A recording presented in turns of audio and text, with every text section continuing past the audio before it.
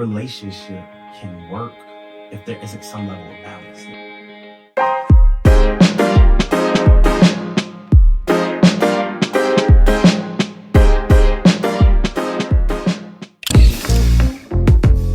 Number one, a nearly 85-year-old study found that not money or success, but close and healthy relationships are the biggest predictors of happiness and health. Studies show that emotionally secure relationships release oxytocin.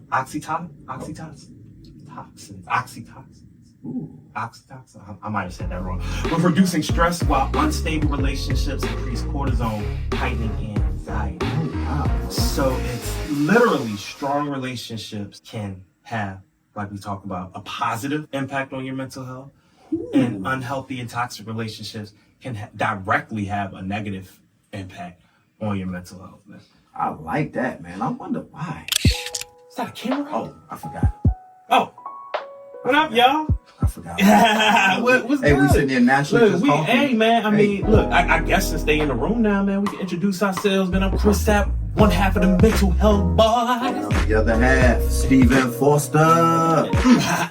But look, by the way, this is part 2. This is a continuation of our last week's episode. And I know we kind of jumped into, before we even get started, make sure you guys comment, like, subscribe, holla at us. I know you were in the middle of saying what you were saying, man. And I don't really think we need to reintroduce it because I know y'all watched that episode.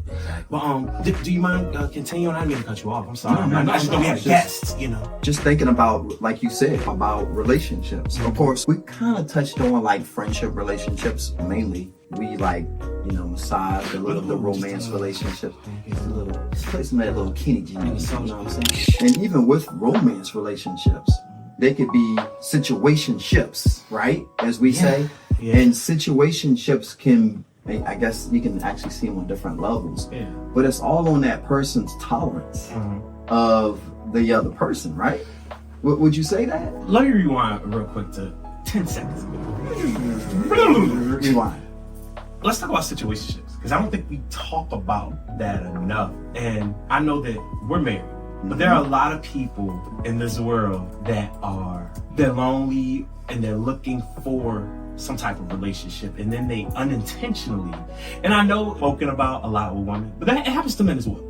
And situationships are generally unintentional, would you say, right? Seems like they are, yeah. What's your stance on situationships like that? Do you feel like, because like I said, they happen unintentionally most of the time. Do you feel like it's on a person to define the situationship? Or do you feel like it's okay to kind of navigate it and kind of let the, as they say, let the wind take you? Let the wind take you. Wherever. Can we do this before we answer that? Because that's a good question. Yeah, absolutely. Right there in that question. I like that. Yeah. But so situationship, based on what we're talking about, is defined as a romantic relationship with no clarity or label. They might include affection, sexual behaviors, and spending time together, but also involve low levels of commitment. So that's interesting. So we defined it. And I think, I'm glad that you defined that, because we use the word a lot, but I think it's usually used, I feel like it's just used, but we never kind of expand on it.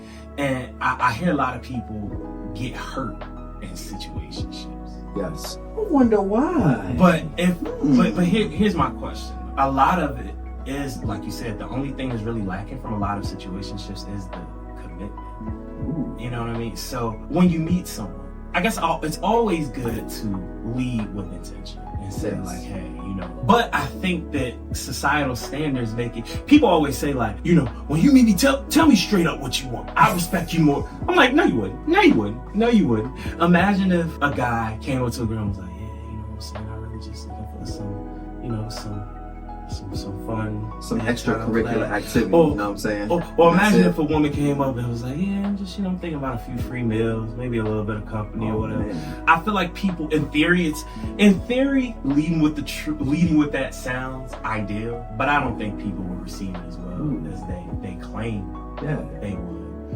Yeah. But then I also kind of feel like we owe it to ourselves to explore relationships as well. That's why I say it's unintentional, because I know it's best to lead with intentions, but sometimes we don't know. You know what I mean? I think about every woman I met before I met my wife. Not always say I date with the intent. When I was dating, so long. I always had to deal with the intention of marriage. You know what I mean? Because I'm like, otherwise, it's a waste of time. But there's also, like, before I got married, there was a woman that I met that I was just like, okay, I'm learning them, we're spending time together, we're doing things, but then I realized we're not really compatible, or we're not as compatible as I thought. So does that make me a bad person if I cut it off, or if I, if I say, you know what, it's been 2, 3, 4, 5 months. Why is it that we look at it as being wrong if I've spent 3, 4, 5 months with you, we spending time, we talking, we're going out, and then I realize that we're not compatible? It's almost like you're darned if you do, you're darned if you don't, because if I cut you off and say, you know what, we tried it, I ain't feeling it. The person feels slighted, they feel like you've wasted their time. But then if I don't say anything, I'm putting you in a position where you feel like I used you, or, why didn't you let me know when you realized I wasn't the person you wanted to be with, or whatever. I don't know, and I know we're kind of going off topic a tad bit, but I just feel like that's such a difficult thing to navigate, like, because you don't owe it to somebody just because you spent some time with them that you have to continue spending time with them. Well, I mean, it's like you said, speak intention, right? So oftentimes it seems like we actually put relationships on a pedestal. And what I mean by that is, prime example, this is great. Not everybody has a paid off car. Not everybody has a paid off house. Everybody's Corolla almost paid off, baby. You hang on in there. Some people lease a car. Some people will drive a car until it is paid off. They don't believe in making payments for a car. Some people believe in buying a house and they don't believe in renting. Some people believe that's just how it's gonna be. They don't want to buy a house. They might make an excuse not to do it. I don't know. We don't know. We get so focused on comparing our relationships and comparing our things to everybody else that we don't look at what we have.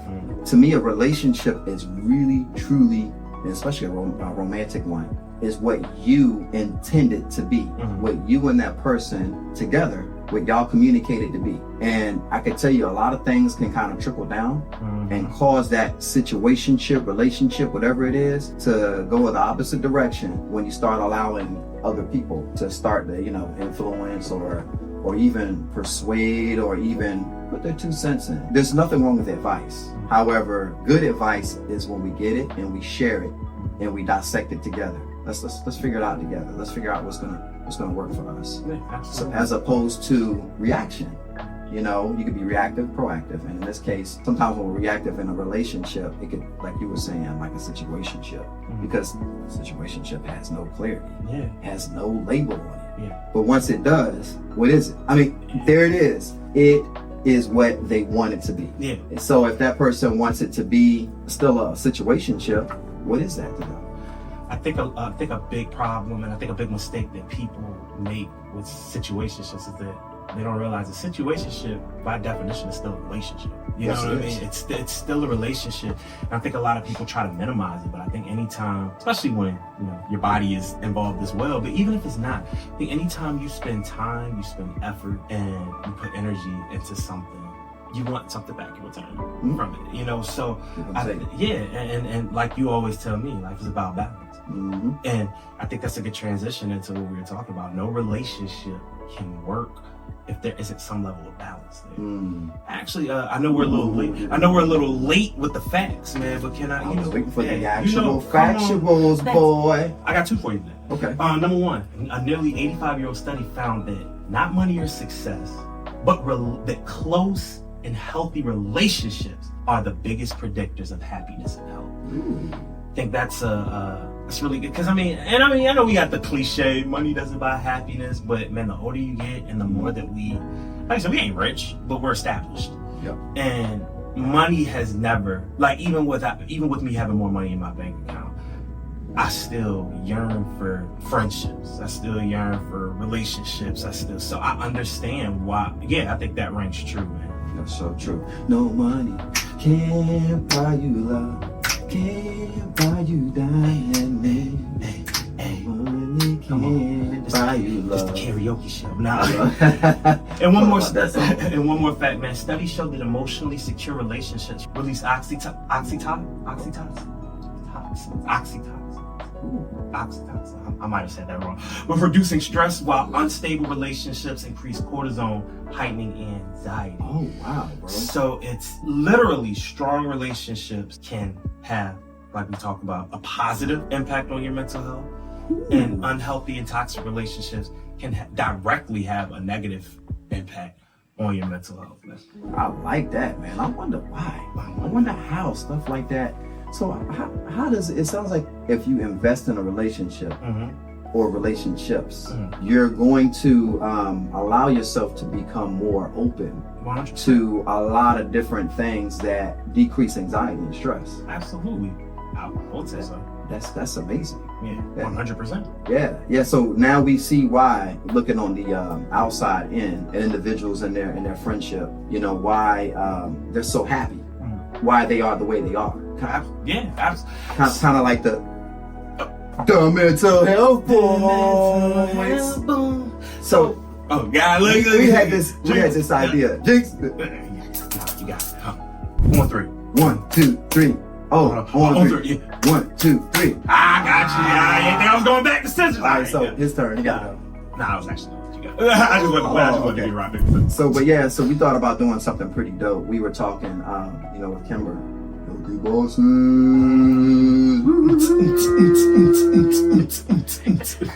We were talking to her about some things, and we were saying report card. She said friendly report. There it is, friendly report. I like friendly report. Yeah, okay, I got it. Yeah. So with the friendly report, it's like, hey, Chris, these are 10 things I'm looking for that I value in a friendship. These 10 things I'm going to put down, and I'm going to give you a grade, sir. I'm going to grade you on not your mathematics skills, but, on these values, A through, I guess it's funny because in Chesapeake and the South Side, they use E's, and on the peninsula, they use F's. So E's, F's, whatever, A, B, C, D, So are we challenging our listeners today? Is that what it sounds like? That's what it sounds like to me. Okay. So it sounds like for our listeners, challenge yourself and your friends. Actually, like 10 things. Just write 10 things that you expect. Because my expectation, I might have 10 different things in this guy. I might have 3 or 4 that are probably the same. But, what we say or what we want in friends, and we want to put them in that hole of, okay, you're like my best friend, and they just can't make it for some odd reason. You'll be surprised that when you do this report, and you really find out like, wow, they never knew that this whole time about you, and that you valued that versus, what they value and you didn't know. So challenge is on. It's all yours. 10 things. Can I challenge you? Now, of course, we don't have to do 10, but can we maybe do a couple back and forth of things that we expect? Oh, man, that's dope. So I don't know if you just want to strictly stick with friendship for now, or if you want to kind of maybe, because here's the thing, we have a dual relationship. We're very close friends, but there's also a boss and worker relationship. And, I think we got a really strong relationship because I've learned that a lot of friends cannot work together. Oh my goodness gracious. A lot of friends cannot work together. Now, I've worked alongside Steve for years. I've worked for Steve for years. And I've actually worked for Chris. Yeah. Believe it or not. One thing that I've always felt like is that no matter what the dynamic was, when them doors close, we always still have the same amount of respect for each other. Like, nice. Even though he's my boss, and he signed my checks, but when the doors close and when I go to that shit, I know I can call him or he can call me, and we're boys. You know what I'm saying? It's not about foundation to success. Especially we love foundation to success, that's my sponsor. But it's not about foundation to success at that time. It's about our friendship at that time. That's right. And so, I think for me, one of the biggest things that I ask for in my friendships is one of the things that I think you do really well is effectively communicate. And perfect example of that might be like, hey, maybe, and this is what you do. And I like that you do this because I try to do the same thing too. If you come in and you're not having a good day, instead of just coming in and be like, just taking it out on it. Now, I work for people who, and I'm not gonna say no name, but I worked for somebody many years ago who used to have a bad day, and she would come in the office and say, yeah, I can feel it. I'm gonna be a B word. Ooh, I can feel it, man. And like throwing disclaimers out there. Almost in a sense to purposely incense anxiety. Mm-hmm. And it was to me, that's a very toxic way to, I appreciate that you, and even if you do have a moment where we both have moments where we get a little frustrated or whatever, one thing I always respect about you is like, say you, maybe, I'm not gonna say snap, that's a bad word, but say you have a rough moment in a meeting or whatever, you always hit me up and be like, hey man, you know, my bad, I hope you ain't think I was trying to disrespect you, I hope you ain't think I was trying to yell at you or talk loud. And I mean, I know that's not, that might not be the exact example, but I'm saying like, you'll always hit me up and be like, da da da da. I feel like I do the same, like say I leave early or something like that, and maybe you're in a meeting or whatever, I might hit you up and be like, hey man, I just wanted to let you know I love, but I ain't want to, you know, I apologize for not letting you know beforehand, da da da da. Yes. We try to always, so that's a really big one for me, being able to communicate, because I feel like when you don't communicate, that leaves a lot to the imagination. And then you know me, I deal with a lot of anxiety. Yeah. So when I appreciate that my wife communicates with me and says like, hey, you know, today at work pissed me off, because she's just walking around, she's not saying anything to me, my anxiety starts going, and I'm like, dang, did I do something? Did I make her mad? Da, da, da, da. So yeah, effective communication is a big one for me. So I appreciate you for that. That's one of my big requirements. And no problem. I think in any relationship, professional, business, romantic. Yeah, and being able to start, I appreciate that. Yeah. And so for me, you know, it coincides with what you're saying, and something that we learned today: emotional availability. Hey, it's the ability to connect and engage in meaningful emotional exchange with others. I don't like to be vulnerable. Mm-hmm. I don't like. It's tough. Yeah. I don't like to be. To me, it's almost like being light skinned. I mean, no offense to anybody else with light skin. No, I'm not throwing shots. I'm not throwing shots. But we can't light skin on, light skin off again. Can't even let a man on the inside joke get. They ain't right. They ain't. We told him light skin. We told him light skin. Well, y'all in the inside. So I don't like that. I don't like to be vulnerable. Not necessarily in the moment, but afterwards. Yeah. The aftertaste is nasty to me. Ooh, so that's a beautiful way to put it. Yeah, it's a nasty aftertaste because it kind of makes you think about how you got out of yourself in a way. For me, it does. It's embarrassing in a sense. It is, and I've had some embarrassing moments, like bowling. I mean, when this dude is bowling like a bowling god, the bowling gods have ascended upon me. You can't do nothing but sit back and watch. I mean, he effortlessly, even on the phone, throwing it. Wow, yeah, wow, 200. Oh, what you get next game? 185. Wow, 196. I'm like, while you're on the phone, I'm like, you just in the zone. Listen. So real quick, I promise. go ahead. But and if you're a Demon Slayer fan, close your ears for a second. And it's not a real spoiler. Remember, in the Infinity Castle when Tanjiro kind of went into that mode. Yeah, he went to that. Yeah, where he was just like, everything was in slow motion. Everything, bro. That's how I felt when I was bowling some of them times, man. But go ahead. And I get the feeling, because there are times that, you know, I've done the same, and I've actually, like, you know, not one time, 2, 3, 4. I pulled the LeBron on, but it really did happen. But it's okay. We got the videos.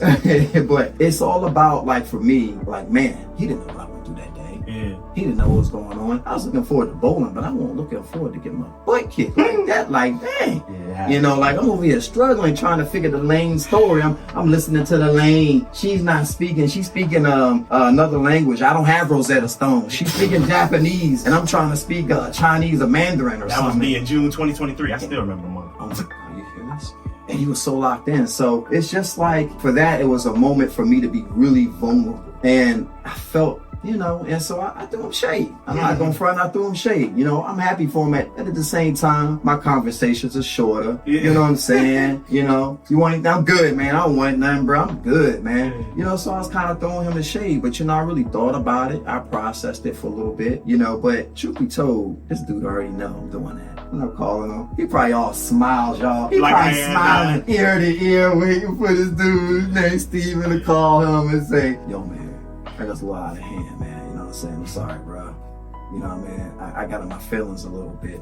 But those are the qualities, right? It happens. Yeah. But as you, what do I always say? Man, it's cool. You know what I'm saying? Like, it's all good. Because I feel like when you have a friendship, and that's part of like understanding each other. Like, I used to always say this too, man. Like, now it's different if you come at me with intention to hurt. But like, I feel like if we all have rough moments, and I used to always tell my friends, man, like, I ain't got a glass jaw. Like, I'm okay.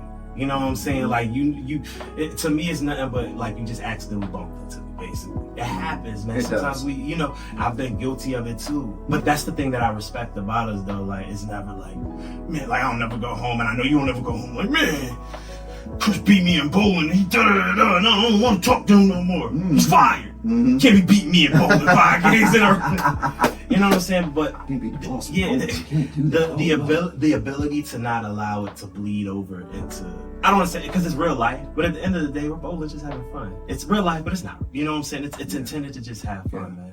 So I think now I can say this because here are some qualities about emotional availability. It's openness, you know, being willing to share your thoughts and feelings, vulnerability, allowing yourself to be seen and known even when imperfections are there, empathy, understanding and sharing the feelings of others, we'll get to that later, and active listening, paying attention to your partner's words, nonverbal cues, like you were talking about with word, and emotional regulation, managing your own emotions in a healthy way. Now, if I'm mad at this guy and we're bowling and I start throwing the ball in the lane next to me and start cussing everybody out and acting like I need to get up out of there right now, concern.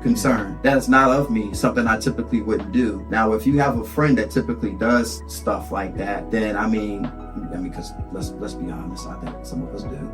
You know, have friends with stuff like that. I mean, it's good to always try to help her. It's always good to try to like gauge and that's right. This dude is first aid and CPR certified. He is an instructor, but he don't swim. I can't swim, man. I still can't swim. But he don't swim. I told myself I was gonna learn before 40, yet here we are. Because I asked him, I was like, have you ever tried to save somebody from swimming? Oh, see, that's why drowning? That's why swimming is not taught in my first day CPR classes, because Prerequisite. Because you ain't gonna make it. You ain't gonna make it out of there. Prerequisite. Swim. Then CPR first anyway. So I actually unfortunately was in a situation where I was trying to save a young girl in Miami from drowning. I was there. I was married at the time with Kiki, and we went out far. You go out real far, and it looked like you're not really out that far because it's like waist deep. But you know, you find yourself kind of like coasting over. So the 2 young ladies coasted over, and I looked. There was a bunch of guys saving one, and the other girl, man, she had death on her face, bro. I had to swim to her, bro. That'd be a scary sight, bro. I didn't even think about it like that. I kind of thought my first instinct was go. Adrenaline. Yeah, let's go. And I went. You got that kind of personality anyway. A word? Yeah, I feel like that. Like, you have a very similar personality to me, but it's just like, man, we complain later. We gotta go right now. Like, you know what I'm saying? Like, let's complain later. You know what I mean? Yeah. So I tried, but in this situation, it was, you know. So I actually got to her, and she immediately jumped on my back because she drowned. She drowned. Yeah, I lasted for about a good 10 seconds, but I mean, she won't know 110 pounds, man. I mean, I know you didn't mean it like outside. In water, you know. Just caught me off guard. Yeah. I had to swim to her. I'm sorry. I didn't realize it. I didn't have to look. I didn't have the curriculum. For this. So my CPR first aid instructor did not warn me and tell me about swimming because he doesn't swim. So I'm the wrong one. But so I immediately went down in the water to get her off my back, and both of us found ourselves in a situation where I'm like stuck because I'm tired. She's tired too. We're both fighting. I'm trying to, you know. Luckily the guys got to us, and you know they were kind of, you know, group of guys and everything. So, but man, it's just the fact that in some relationships you got to look at it like this: if they're drowning, you can help them, but if your help is like non-void, is not really doing anything, it's just like it's void, it's done. Hey, I mean, you gotta make a decision. That's a hard decision too to make, man. It is. But you know what though, man? Metaphorically speaking, I kind of feel like this is a good transition into another quality that's that you should look for in a friend. You want to be friends / in a relationship with / whatever type of relationship is, because I think this is a universal one. Someone who not only respects your boundaries, but cares enough to recognize them and acknowledge them. Because it's easy to say, oh, you know, I respect this person's boundaries, but I know, like, if I care about somebody, so I'll give you a perfect example on both of our ends. Me and you are super goof. You know, we come in a room, we acting up. But you know me well enough that you'll see me 8:45 in the morning and be like, oh yeah. And you might throw a joke out there, but then you be like, come in the home, what's wrong? You know what I mean? You won't push that issue because it's like, all right, let me make sure my homeboy is okay. Yeah. And then if I tell you something like, hey, like, you know, this happened and that happened. We might still be goofy, but you're gonna wait till I'm okay first to do that. And I feel like I'm the same way. You know what I mean? Yeah. Like we joke around, but I know when we know how to respect each other's boundaries. Like when we're in a serious state of mind or something's going on, we're not on that time at that moment. That's right. And we try to respect each other's space and boundaries. And I know that's not the best example, but I think it's an example nonetheless, because those things are important. Being able to respect boundaries. If you got a friend that you tell them all the time, like, bro, like I gotta be up, and I had a friend like this when I used to work at the art shop.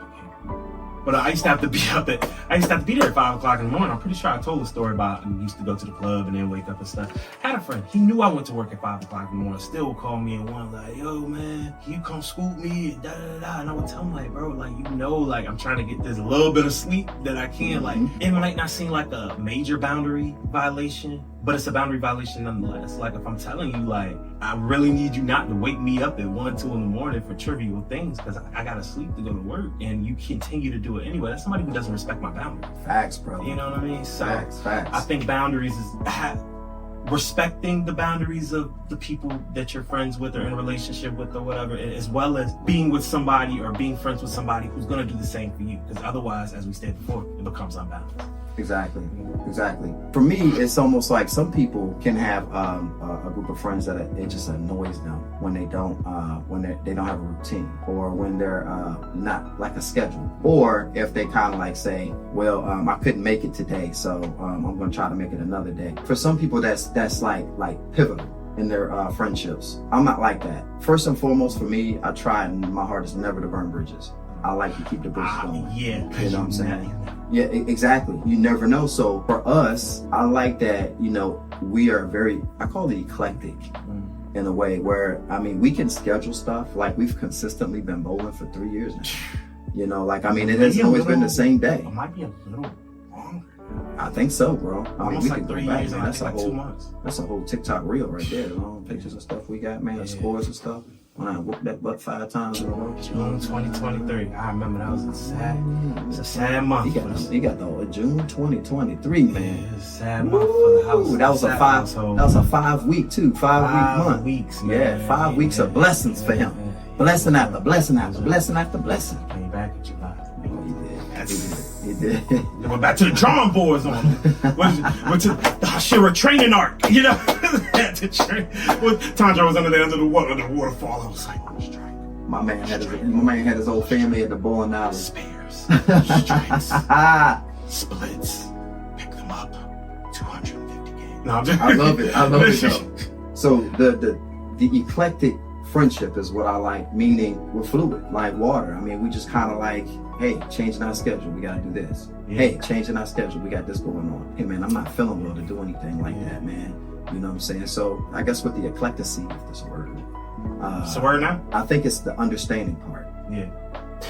Last week, had my dental surgery.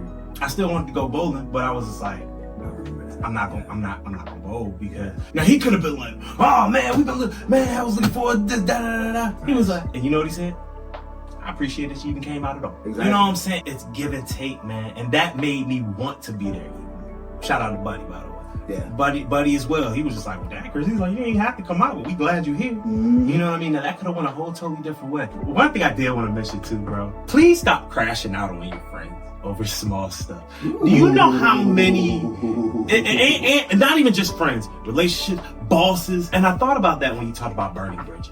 Yes. How many times, and see, you as a business owner, we obviously don't have to talk about specifics. Okay. But I'm sure as a business owner, you've encountered people who may have handled things in a way that probably wasn't the best, and then they come back and they're like, maybe I shouldn't have handled it that way. But I know you're a very empathetic person, but a lot of times that crash out, as the kids like to say, that might have been enough to burn a bridge that you might need in the future. Oh, man. yeah. Heck yeah. How many times you seen, and like I said, I've seen a lot, especially with, not even gonna say younger people, I've seen it with older people too. How many times you seen two people, they claim they best friends? And then all it take is, Susie didn't come to my birthday. Oh, heck yeah. And now she at the party, she talking all kinds of crazy about Susie. But then Tiffany called Susie and was like, Jessica over there. So now Susie like, oh no, I'm cousin Jessica the F out. Oh, you da-da-da-da. Next thing you know, y'all in a big blowout fight. Y'all on Facebook going back and forth, putting out each other personal business all over something. Maybe Susie was sick. Maybe Susie had a family emergency. Who knows? Like I said, either way, goes back to communication. But like I said, be able to understand. Mercy. Yeah. Merciful. People aren't merciful. Life never goes the way we expect it to. I mean, sometimes it does, but it's never going to be perfect. Everybody's not going to be able to make it to your birthday party.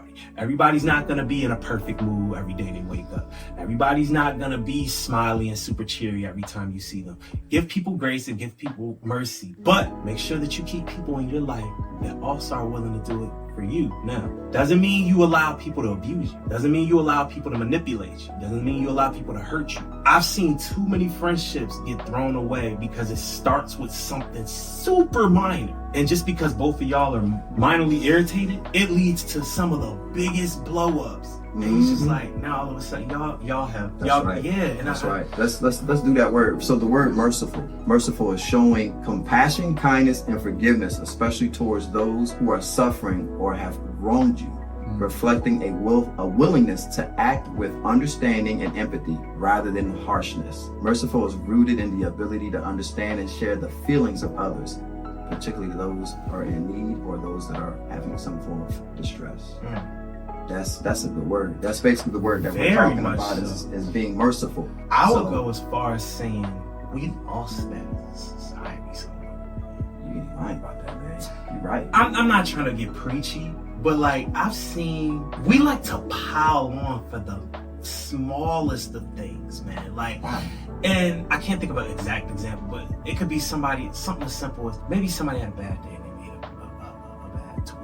I don't know who this girl is, but I saw, sometimes the algorithm, man, the YouTube algorithm is weird. Sometimes it's just random, you get suggested stuff. So I read about this girl who they were like, oh, her fans are canceling her now. I'm like, what did she do? What did she do? So I guess people were putting memes up there about her. You know what I'm saying? And I guess she went online and she was making videos like, yo, y'all gotta stop it, da-da-da-da-da. And like, it just seemed like she was having like a bad day, probably. And she didn't disrespect anybody personally or anything like that. I think she probably was having a bad day. She saw some people posting some memes online, which I get. If you're a celebrity, you gotta, and I don't know who this person was, but if you're becoming a celebrity, you gotta just get used to that. But I guess she didn't.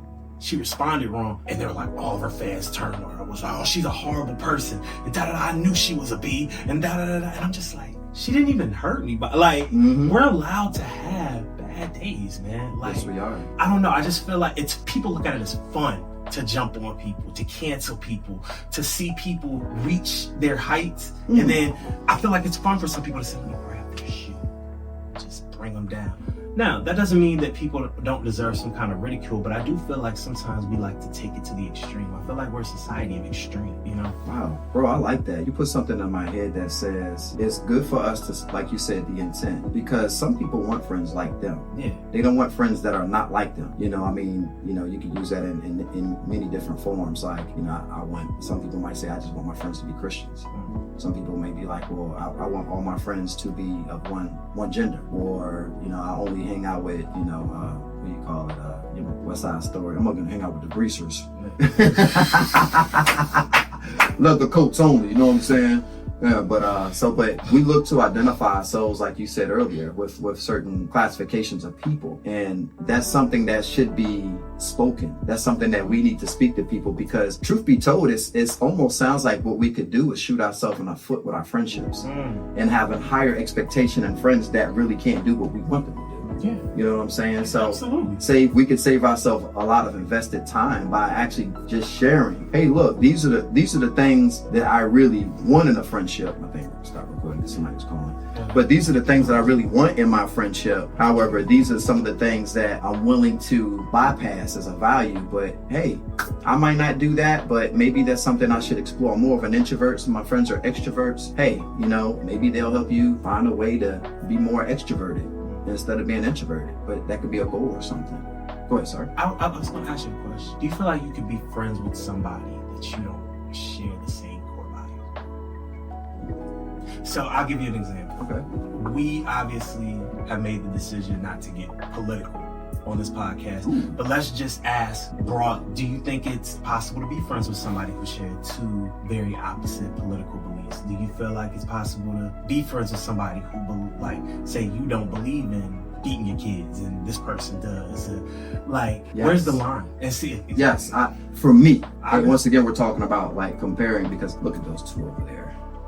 He supports Republicans and he supports, Democrats. How are they friends? I mean, it kind of like shows we're exposing our level of understanding of a person, because realistically, when I look at a person and why they value a certain political value or something or a view, to me, it's more of that's where they are and that's what they like, or that's their preference. Do you have an Xbox or do you have a PlayStation? Xbox. Okay, so I got a PS5 in there right now. I really don't play Xbox. You can't be my boy no more. Yeah, we're done. You dropping down a tier now because you got an Xbox. So that's what I'm saying. We classify people based on what we want in a friendship. So if you want friends that don't support Republicans or don't support something, then just make it clear. But that's your cup of tea. That's yours. So, but you can't knock somebody else that has something different. Yeah. Like in a relationship, some people work where, I've seen it where one's a Christian and one's a Muslim. Yeah. I mean, if it works for them, let them be happy. You know what I think too? That's a great answer. I think, to piggyback off of what you said, ultimately, we can sit here and tell you all day the qualities that should make a healthy and a good friendship. And that's not to say that we're right or wrong, but ultimately, like you said, your friends should be picked based off of what you value in friendships. Mm-hmm. For me, like I said, my biggest needs in a friend are respect, support, communication, as we talked about, vulnerability. For somebody else, it may be time to hang out. Like, what I'm saying? Like, it might be somebody that has availability to. So I got a perfect example is I got a guy that we're cool, but we're not close, because I think one of the things he values is, when I say smoking, you know what I'm saying? Like, he likes to be at home, watch the game, smoke, and that's his thing. So he values having people that can come. He doesn't like to leave the house. So he values, doesn't mean we're not cool, we don't care about each other. You know how busy we are. I don't have time to go over there 3-4 times a week and sit over there and watch basketball. I wish I could. It sounds nice. Yeah, it sounds nice, but he values that. And so, like, I'm not saying that there's anything wrong with where our friendship is at, but I know he's got friends that are a little closer to him because they kind of value those things. Neither one of them are. And it's kind of something we talked about before. They're in a similar life spot where they don't work as much. They enjoy spending more time at home. I'm kind of in a different place. So it doesn't mean that we can't talk, we can't text, we can't occasionally hang out, but I know I'm not going to have the same interactions with him that I have with you, because I feel like we value very similar things in our friendships. Question to you, do you feel like opposites attract? Because I know they say opposites attract in relationships, but do you feel like opposites attract in friendship? Do you feel like opposites attract at all? I think they do. I think they do. I think it's a great example. It's a great example. I can actually give you a great example. So I have a friend, a really good friend of mine that we actually got reacquainted or rekindled not too long ago. It was this year, 2025. We ran track together. And my friend has been like my guy. Like when we first met each other, boom. I mean, for crying out loud, his mom did my hair, my cornrows. So I spend Sundays, cornrolling while I'm seeing all the siblings and everything. Now all the siblings got kids. It's so funny. I like it. Parents, they real awesome, man. We got a lot of history together. He's a real quiet guy. He's always been a real quiet guy. So me, I've been more on the extroverted side. However, I got another friend that's more extroverted than I am. So if you really think about it, I'm in the middle. Yeah. But in a way, it's a balance for me, because it's like, okay, it's time to be a little bit more extroverted for me. Or, my buddy, me and him, we hanging out. He introverted, I'm extroverted. I try to bring a little bit out of him, you know what I'm saying? And get him laughing and everything. Try to bring out a side of him that, that people aren't typically used to. But that's the dynamic of our friendship. And I think that's actually a really good point. I think I agree with you, but I think opposites can only attract if there's also an accompanied respect there. Facts. Because I've had, me, I'm gonna stand up for myself, but I'm not ever really coming, I'm never gonna invite smoke or beef or conflict, because to me, I'm just like, man, I got too much other stuff to be worried about today for that or whatever. I've been friends with people who invite that conflict, they like it, they enjoy it, but because there's a respect there, I know that they're never gonna approach me like that. You know what I mean? If they don't have enough respect for you though, then that's gonna be a clash. Facts. So I think as long as the respect is there, I did wanna ask you real quick, because I know we did spend a lot of time on this, and I know we're probably gonna have to finish up with a part 3. Yeah. Because I know can we do a part? Yeah. So we were looking at a part 3 of being more of a group discussion. Yeah. With a bunch of different people. Because we still haven't really touched on family. Yeah. The whole time, family has been ringing in my ear. Family. And professional relationships. Yeah. There's so many different types of relationships, man. Yeah. That we haven't really touched on with this one. And they all hit you differently in different places. Yeah. Maybe season 2. I have like a lot of. Well, there's gonna be a second season. Season 2. Do we gotta leave on a cliffhanger? No. See, so my guess is, and I'm saying this out of pocket, season 2 is gonna encompass a lot of guests, where each topic. If our boss Kimber says it's okay. No, exactly. If the boss says it's okay. She gave us the thumbs up, y'all. So I can keep talking about it. So yeah. So within that, somebody coming in to be able to just break down things to us. Maybe we get a person that specializes in relationships. I just break a lot of things down as far as what it means, and I think that would be dope, bro. I think it'd be super dope. Do you mind if one of you super dope? Super duper big dog, bigger dog. We all about one up, and by the way, biggest dog. Ooh, that's a new one. Biggest dog. Oh, we're gonna go back and forth in an exchange of like just positive affirmations about each other. I mean, dang. Oh, that's another challenge. I like it. Start one-upping each other on purpose to see, like not in a downgrading way, but an uplifting way. Can we? Oh man, let's do that in front of people. Let's see what they do. Yeah, but look, I was gonna ask you if we can. I mean, I know we're winding. I didn't even realize how long we had been going. Oh man, yeah, almost an hour, brother. But can we end like this?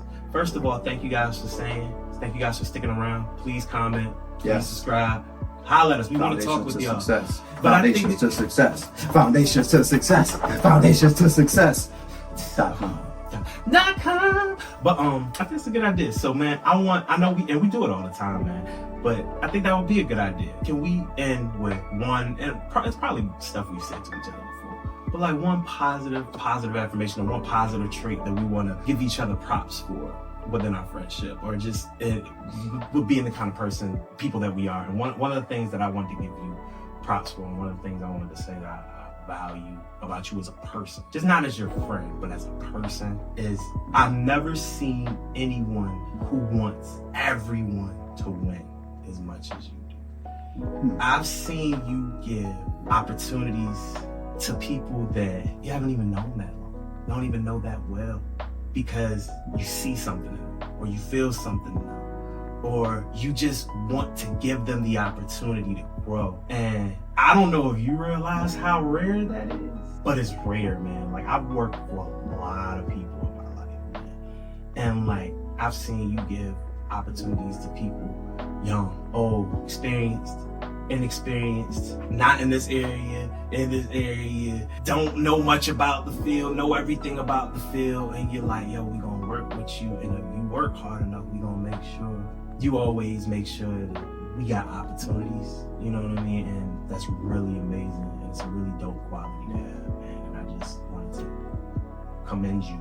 I appreciate being that type of person. I appreciate it. It's why it's another one of the reasons that I value you as a person in general.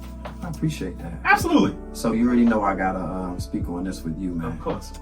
And I don't think I've ever, and I appreciate that. I've actually never heard that from him. So I'm gonna go ahead and poise. Whenever situations happen, Sap is always resilient, and he has a lot of poise. Meaning, when you're beating the team down by 20 points in AAU, you can see the kids' faces. They out, they checked out, they done. Coach, take them out the game, they done. You can kind of see it, but Sap has this poise about him. I remember when his father passed away, and you came to work, and I was like, dude, what you doing here, man? And he was like, this is, one of the only and I times said, I ever see him clearly just irritated. Yeah. Home. Because his poise is, and it's like I can imagine when he goes home, it's almost like, okay, what did you go through? They wouldn't know. Yeah. They wouldn't know because he keeps it and he carries it like I wish I could. I'm not gonna front. I wear my feelings on my sleeve at times where I feel like he should. And, I try to be that voice of reason for you when you carry it. because I'm don't do it to me, man. Don't do it to me, man. Cut this. No, cut it. Nah, I'm trying not to cry because in a friendship where you see somebody go through the things that they go through, and you want to be that person to make sure that they know they got somebody in their corner that understands. It's been some really dark times that this guy has. Likewise, it's been both of us, and it's been some tears. Yeah, and it's been. We don't spend a lot of time talking about it like that, but no, just to sit down right now and just reflect on it, it hits hard. If people saw some of the conversations that we had, I think it would change a lot of people's perspective, because I don't think they know how deep some of they only see the goofy side of us, but there's a deep, and that's why like people think they're like, oh, they just friends because they like to laugh and be goofy together, man. But that's just the surface level, man. Like y'all don't see how we live. Like we'll call each other sometimes. Like man, I'll never forget one time, man, and I'm gonna keep it together for this one. I remember when I finally started breathing properly. Yeah. And I don't know, like you just kind of knew, bro. Like, and you called me one day.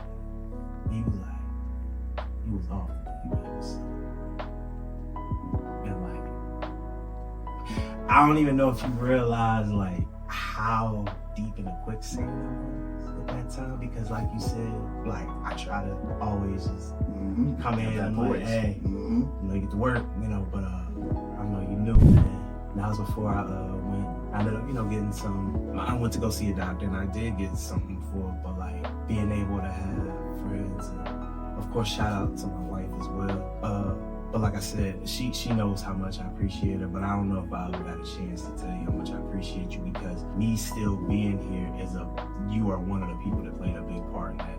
So I appreciate you, and I love you for that, dog. So, yes, sir. But we had to get all emotional on y'all, but it's you know, we just wanted to bring y'all into our real life, just a smidget, man. But look, man, we ain't gonna bore y'all to death, man, with all of our personal stuff, man. We want to hear what y'all gotta say. Please, if you're feeling up to it, if you're feeling open enough, and you're feeling like being vulnerable, share with us, and I promise one of us will communicate with you if you need to reach out to somebody just to talk, or if you just want to share a story about maybe a friendship that you had that maybe you lost, maybe a friendship that's difficult for you, maybe it's a friendship that saved you, maybe it's a friendship that gives you strength. Talk to us about your friendships, what they mean to you, how they've impacted you. You know, we would really love to talk to you guys in the comments. Yes, and always remember that your friends are not your therapists. No, yes. I mean, have a distinction between the two, please, because it can ruin your friendship. So I know we're ending. Can you elaborate on that a little bit? What's the difference? Like what's the difference between me and you talking and I would like to hear your point of view, because I know it's a thin line. It is a thin line. We'll try to make it real short too for everybody. Or do you want to wait until next episode? We can give them a little bit. Okay. You know, it's always good to ask before you dump. Yeah. Don't just assume that you can call somebody and just share all your problems with them. You should ask permission to share, because basically you're dumping. You're not just dumping words. You're dumping energy. You're projecting, really. So it's very important to ask, because what you're doing is you're allowing them to get suited up, you know, before you start, and that's vital. Anytime we get ready to say something deep, what do we always say? Permission to speak. Yep, exactly. Freely. And I don't talk to him about everything, because some stuff I really talk to a therapist because I really need clarity on some things. My friend is going to be my friend. He's going to tell me that exactly. And most certainly a therapist is going to give more clarity, you know, and is going to provide some unbiased answers, professional answers. Not saying my friend isn't, but still, it's always good to have a soundboard that is professional in a lane that's not judgmental and everything else, where you can just kind of go in and talk to them about things. So the JV answer to that, which of course I'm sure we'll probably dive into a little deep, but would you say the JV answer to that is therapy for clarity, friend for support, and maybe there could be some overlap there. Yeah, there can be. Yeah, but can be. Overall, with the major premise, for clarity, answers, therapist. Yep. For support, sounding board, open ear, friend. Yep, that's a good baseline. Okay. And of course we'll dig deeper into it as well. Well, I mean, hey, go in the comments and share. We would love to hear from you guys as far as like your friendship dynamic, relationship dynamics, and what you feel is appropriate, what's inappropriate. I mean, everybody's different folks, different strokes. By the way, it seems like you can't say that to the younger generation. They don't really understand that. I mean, you know, so what I mean, those are the older kind of understand because it was a show. Different strokes, right? So, but anyway, like what? What's that? That sounds kind of funny, you know? Yeah, you know, everything gotta be sexual with them. Yeah, everything. It's crazy. Everything. Different strokes. Girl, they talking about. Here we go. That sounds like a crash. Yeah. But nah, man. Let's go ahead and end this, man, so we can get offline for them, man. Hey, Stephen Foster. Prasad, man. It's been a pleasure. Mental Health Boys. All right, work on those relationships, guys and ladies.